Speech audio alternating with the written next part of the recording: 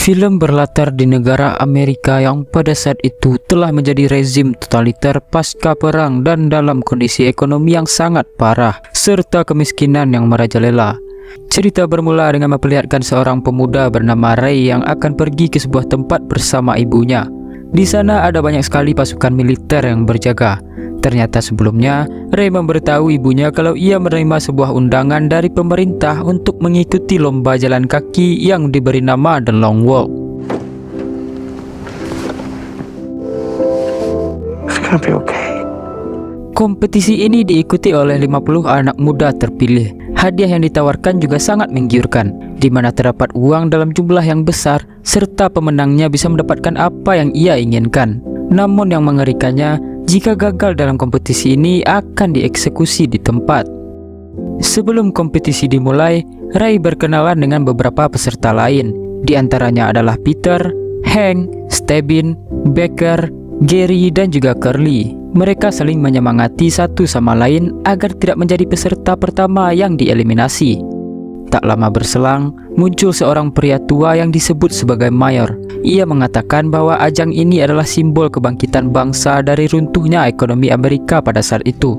Mayor juga menjelaskan bahwa siapapun pemenangnya, orang tersebut akan mengalami perubahan nasib yang sangat drastis. Setelah itu, para peserta diberikan kalung yang bernomor. Lalu Mayor langsung membacakan aturan perlombaan. Mereka semua harus tetap berjalan dan kecepatannya tidak boleh kurang dari 3 mil per jam. Jika dalam 30 detik langkah mereka melambat, peserta tersebut akan diberi peringatan. Dan jika sampai mendapat 3 kali peringatan, maka peserta tersebut akan langsung dieksekusi. Tapi apabila peserta mampu bertahan selama 3 jam tanpa mendapat pelanggaran, maka peringatan sebelumnya akan dihapus dan begitu seterusnya. Perlombaan ini hanya akan ada satu pemenang dan tanpa ada garis finish. I read the rule book. Walk until there's only one of you left.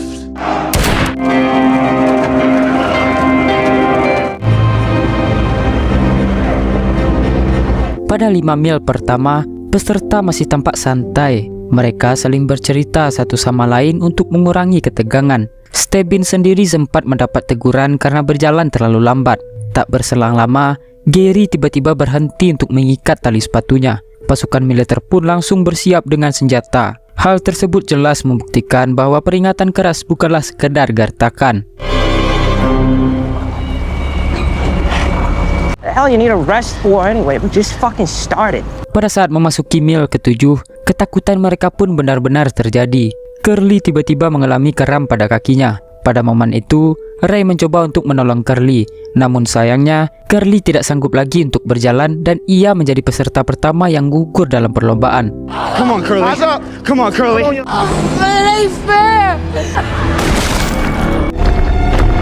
Di tengah kerasnya perlombaan, Ray mulai menarik perhatian dari salah seorang wanita yang sengaja hadir untuk mendukungnya. Entah siapalah wanita tersebut, yang jelas setelahnya ada seorang peserta lain yang mendadak mengalami kejang-kejang. Jelas ini adalah pertanda buruk bahwa satu nyawa akan kembali melayang. Dengan wajah penuh ketakutan, Ray langsung mempercepat langkahnya karena tidak sanggup untuk melihat nasib peserta yang baru saja terjatuh.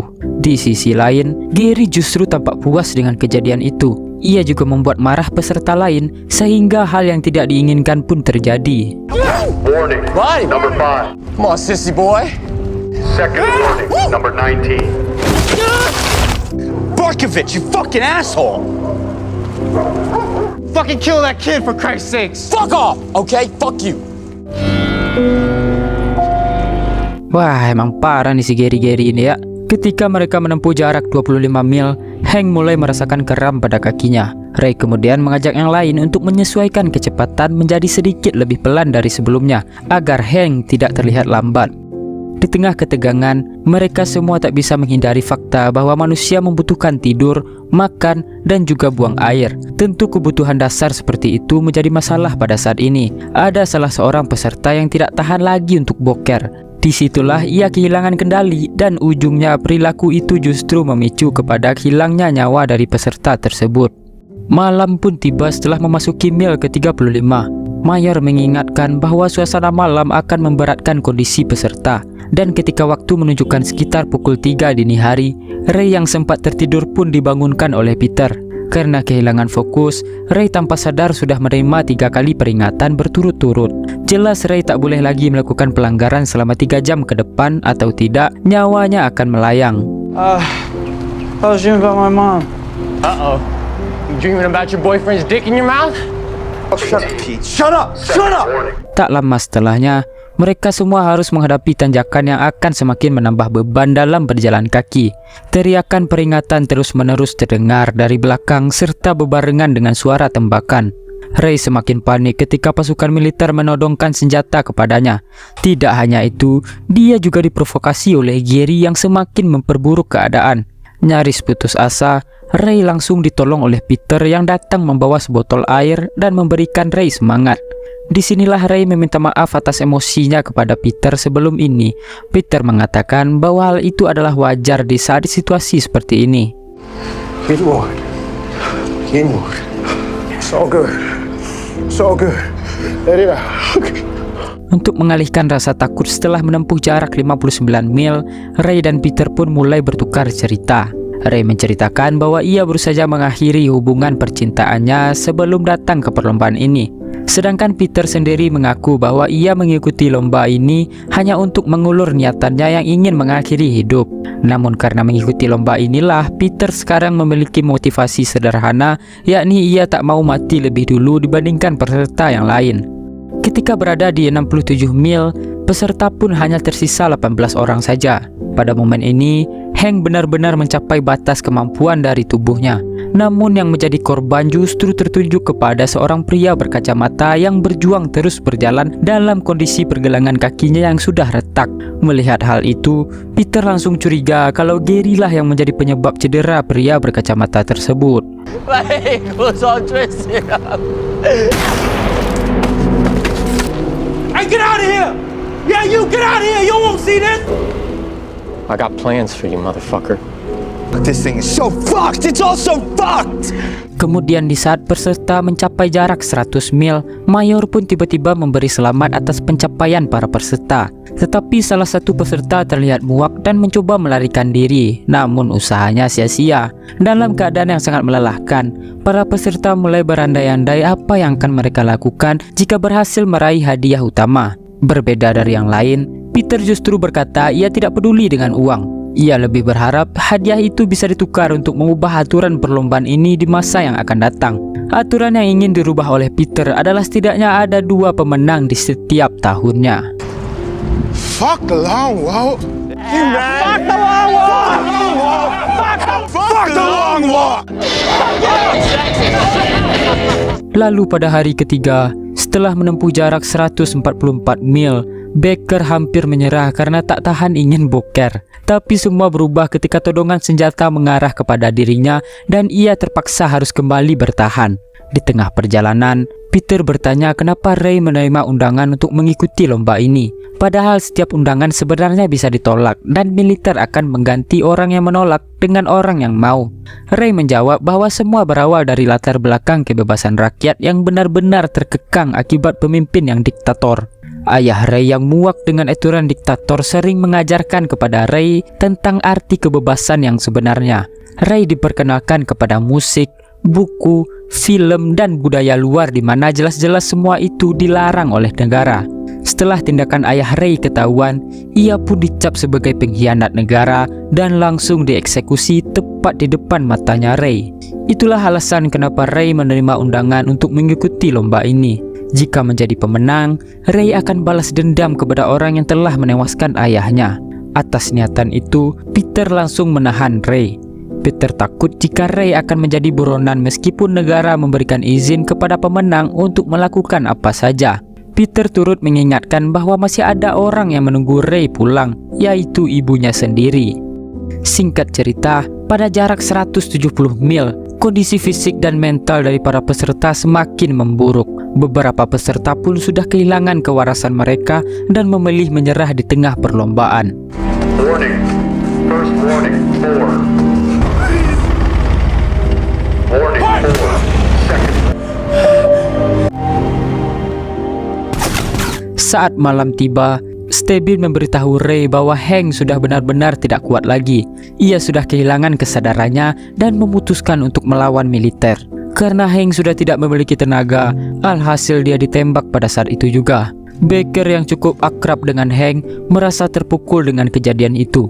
Ia mencoba merangkul Hank untuk tetap berjalan, namun Ray langsung menyadarkan Baker bahwa Hank sudah tidak bisa diselamatkan. You alright? Talk to me. Warning. Hank. 46. Hey, hey, keep walking, Hank. Second warning. 6. No. I did it wrong. I'm sorry, I was dead. Hari keempat pun telah tiba. Selama itu para peserta telah menempuh jarak sejauh 209 mil dan hanya menyisakan 6 orang saja. Pada saat itu, Gary tiba-tiba mencoba meminta maaf atas segala sikapnya yang ia telah lakukan selama ini. Namun permintaan maaf dari Gary justru membuat Peter menjadi curiga. Karena dalam kondisi seperti ini, siapapun ingin menjadi pemenang dengan menggunakan cara apapun. Akan tetapi, Gary ternyata benar-benar tulus untuk meminta maaf. Selama ini dia hanya ingin memiliki teman, namun caranya saja yang salah. Karena sudah tidak tahan lagi, Gary pun memilih untuk selesai sampai di sini. I'm fucking sorry, man. And I think I just got off on the wrong foot with you boys, you know? Hey, Gary, come on, man. It's all right. We're all right. Sparklefish. Hey, it's all right, Gary. Just be with you horse forever now, okay? It's not. What the fuck? Jarak tempuh 260 mil sudah dilalui dengan hanya menyisakan 5 peserta. Pada momen ini, sepatu yang digunakan Ray sudah rusak dan ia terpaksa berjalan tanpa alas kaki. Pada saat itu, Ray seolah melihat ibunya yang sedang berdiri di depannya. Ray yang mengalami halusinasi merasa bersalah karena tak pernah menceritakan tujuan sebenarnya kenapa ia menerima untuk mengikuti lomba ini.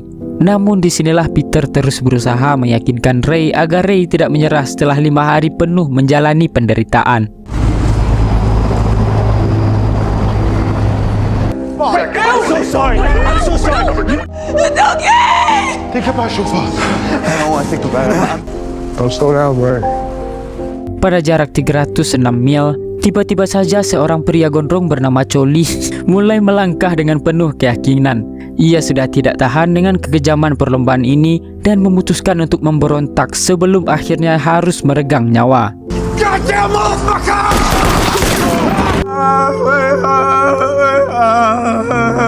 Okay?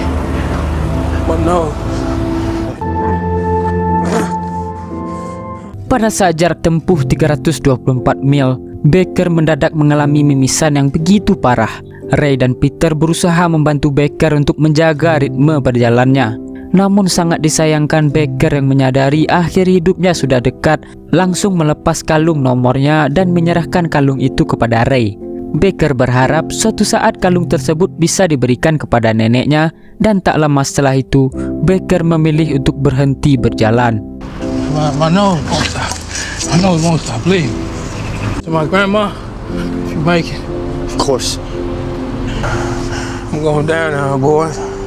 I'm going home. Come on. Warning. Mayor kembali muncul setelah mencapai jarak 326 mil. Ia bangga dengan 3 peserta yang tersisa karena Ray, Peter, dan Stebin masih memiliki tenaga untuk menghina sang mayor. Pada saat itu, Stebin akhirnya mengungkapkan alasan kenapa ia mengikuti ajang The Long Walk. Stebin berharap hadiah kemenangan ini bisa membuat ayahnya yang selama ini jauh darinya mau kembali datang ke rumah untuk sekedar berkumpul dan berbincang. Bukan tanpa alasan, Stebin menjalani fakta pahit selama ini di mana ayahnya terkenal sebagai pria yang suka meninggalkan benih di mana-mana tanpa memiliki keinginan untuk mengakui setiap anaknya. Namun siapa sangka, ayah yang dimaksud Stebin ternyata adalah mayor itu sendiri. Sejak awal sang mayor sudah tahu bahwa Stebin adalah darah dagingnya dan Stebin mengikuti perlombaan ini. Tetapi bagi Stebin, selama ia hidup, ia hanya merasa dianggap sebagai sosok yang tidak berarti sama sekali.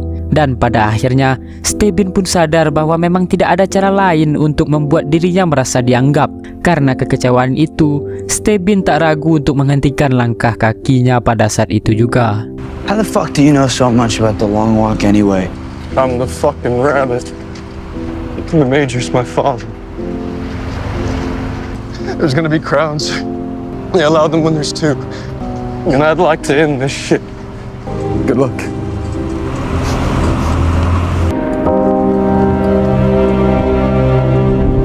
Sekarang hanya menyisakan Ray dan Peter pada jarak 331 mil. Hujan deras pun mengguyur mereka berdua. Di sana ada banyak sekali warga yang menantikan siapa pemenang dari perlombaan ini. Pada saat momen dramatis itu, Peter mendadak menghentikan langkahnya. Ia rela menyerahkan nyawanya agar Ray bisa menjadi pemenang. Akan tetapi Ray berusaha mencegah pengorbanan Peter. Ia tidak ingin lagi membuat orang lain berkorban hanya untuk dirinya. Ray pun kembali mencoba merangkul Peter untuk terus berjalan. Namun secara tiba-tiba, You convinced the motherfucker. Peter yang menyadari hal itu pun langsung menghampiri Ray. Di sini Ray merasa bahwa dirinya lah yang harus berkorban karena selama ini Peter telah banyak membantunya. Teriakan penonton pun mulai membara di mana-mana. Setelah beberapa saat berlalu, Ray pun harus tewas setelah dieksekusi langsung oleh sang mayor. Dan pada saat itu juga, Peter resmi dinobatkan sebagai pemenang. Atas kemenangan itu, Peter memutuskan untuk mengubah keinginannya. Jika sebelumnya Peter berharap untuk menghadirkan dua pemenang di dalam perlombaan ini, sekarang ia justru meminta sebuah senapan yang dipakai oleh militer di sana. Dan sudah jelas permintaan Peter ini bertujuan untuk menghabisi nyawa sang mayor karena ia tidak terima Ray harus tewas di depan matanya. Pada akhirnya, Peter pun menghabisi nyawa sang mayor. This is for Ray.